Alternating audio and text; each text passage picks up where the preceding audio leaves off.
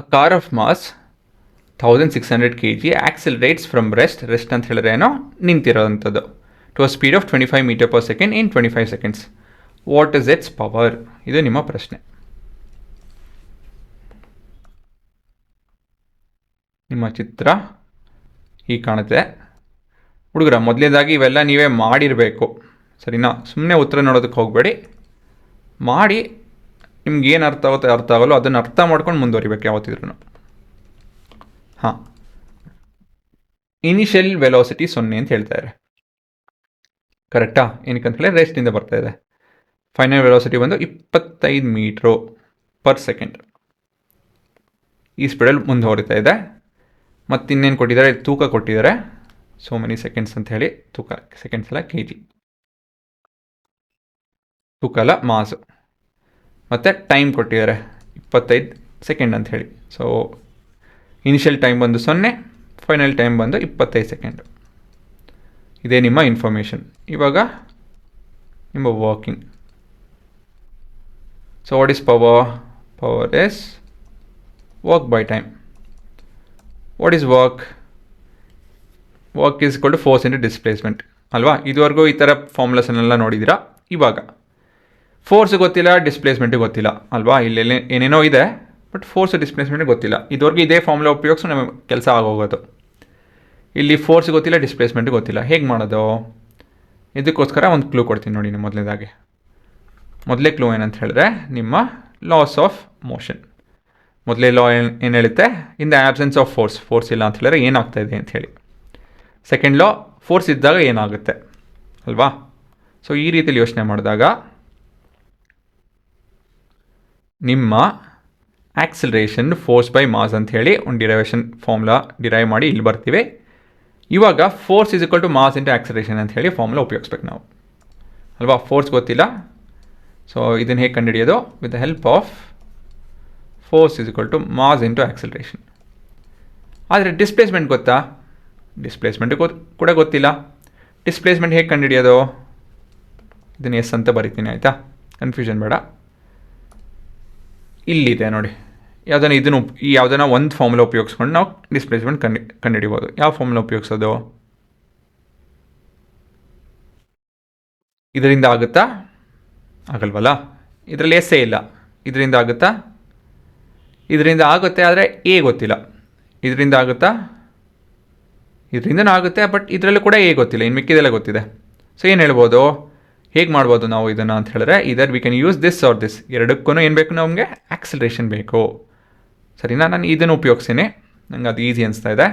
So we will make use of 2as being equal to v² minus u². ಎರಡಕ್ಕೂ ಏನು ಬೇಕಾಗುತ್ತೆ ನಮಗೆ? ಇದಕ್ಕೂ ಆಕ್ಸಿಲರೇಷನ್ ಬೇಕು, ಇದಕ್ಕೂ ಕೂಡ ಆಕ್ಸಿಲರೇಷನ್ ಬೇಕು. Acceleration is what we have to figure out, ಸರಿನಾ? ಈ ಇನ್ಫಾರ್ಮೇಷನ್ ಇಂದ ಆಕ್ಸಿಲರೇಷನ್ ಹೇಗೆ ಕಂಡುಹಿಡಿಯೋದು? How can we figure out the acceleration? Acceleration is equal to, ಹೇಳಿ ನೋಡೋಣ. ನೋಡಿ ಇದನ್ನು ಹೇಗೆ ಕಂಡುಹಿಡಿಬೋದು? ಇವೆರಡರಿಂದನೂ ಕಂಡುಹಿಡಿಯೋದಕ್ಕಾಗಲ್ಲ, ಯಾಕಂದರೆ ಎಸ್ ಗೊತ್ತಿಲ್ಲ ನಮಗೆ. ಸೊ ಆಕ್ಸಿಲರೇಷನ್ ಹೇಗೆ ಕಂಡುಹಿಡಿಬೋದು ಅಂತ ಹೇಳಿದ್ರೆ, with the help of v is equal to u plus at. So v minus u by t ಅಂತ ಬರುತ್ತೆ ನಿಮ್ಮ ಫಾರ್ಮುಲಾ, ಸರಿನಾ? So this is 25 minus 0 divide by 25. So ಇದರಲ್ಲಿ 25 ಕಟ್ ಹಾಕ್ಕೊಂಡು so many metre per second square ಅಂತ ಬರುತ್ತೆ. ಸುಲಭ. ಮತ್ತು ಮುಂದೆ ಎಸ್ ಕಂಡುಹಿಡಿಯೋಣ ಅಲ್ವಾ? ಇದಾಯಿತು. ಇದನ್ನು ಕಂಡುಹಿಡಿಯೋಣ. S is equal to v² minus u² divide by 2a. So ಇಲ್ಲಿ v² ಬಂದು 25², u² ಬಂದು 0² ಡಿವೈಡ್ ಬೈ 2 ಇಂಟು 1. ಸೊ ಹಾಗಾಗಿ ಇದು 25 ಸ್ಕ್ವೇರ್ ಮೀಟರ್ಸ್ ಆಗುತ್ತೆ, ಸಾರಿ ಬೈ 2 ಅಲ್ವಾ? ಇಲ್ಲಿ ಏನು ಮಾಡ್ತಾಯಿದ್ದೀವಿ ನಾವು? ಮೀಟರಲ್ಲಿ ಉತ್ತರ ಇದೆ, ಅಂದರೆ ಈ ಪೂರ ಸೊಲ್ಯೂಷನ್ ಬೇಕಾಗಿಲ್ಲ. ಏನಕ್ಕೆ ಅಂತ ಹೇಳಿದ್ರೆ ಇದು ನಿಮ್ಮ ಫೈನಲ್ ಆನ್ಸರ್ ಅಲ್ಲ. ಇದಾಯಿತು. ಮತ್ತು ಮುಂದೆ F is equal to mass into acceleration, that is 1. So this is 16,000 newton. ಗೊತ್ತಾಯ್ತಾ ಹುಡುಗರ? ಸೊ ಇದು ಕೂಡ ಕಂಡುಹಿಡಿದ್ರಿ. ಇವಾಗ ವರ್ಕ್ ಕಂಡುಹಿಡಿಬೋದು. ಇಲ್ಲಿ ನೋಡ್ತಾ ಇದ್ದೀರಾ ಹೇಗೆ ಅಂಥೇಳಿ? ಈ ಥರ ಸೀಕ್ವೆನ್ಸ್ ಆಗಿ ಬರೀತು ಅಂತ ಹೇಳಿದ್ರೆ ನಿಮ್ಮ ಕೆಲಸ ಸುಲಭ ಆಗುತ್ತೆ. ವರ್ಕ್ ಹೇಗೆ ಕಂಡುಹಿಡಿಯೋದು? Force into displacement 25² by 2. ಇಲ್ಲಿ 2 ಕ್ಯಾನ್ಸಲ್ ಮಾಡ್ಬೋದು ನಾವು 2 ಅಲ್ಲಿ. So 2 1s 2 800s into 25 square. ಸರಿನಾ? ಸೋ ಮೆನಿ ಜೌಲ್ಸ್ ವರ್ಕ್ ಅಲ್ವಾ ಇದು. ಕೊನೆಯದಾಗಿ ಪವರ್.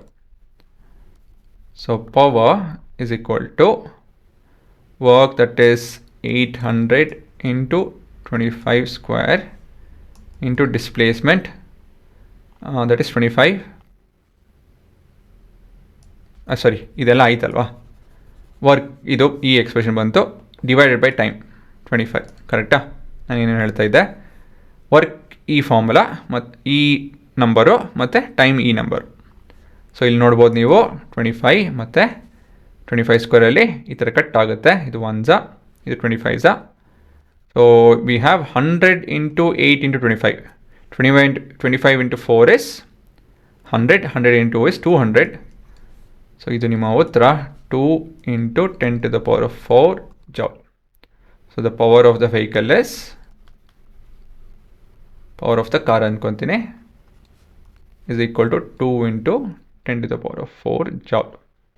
ಹುಡುಗರ, ಈ ಪ್ರಶ್ನೆಯಲ್ಲಿ ಎಲ್ಲ ಕಾನ್ಸೆಪ್ಟು ಉಪಯೋಗಿಸ್ತಾ ಇದ್ದೀವಿ ಅಲ್ವಾ?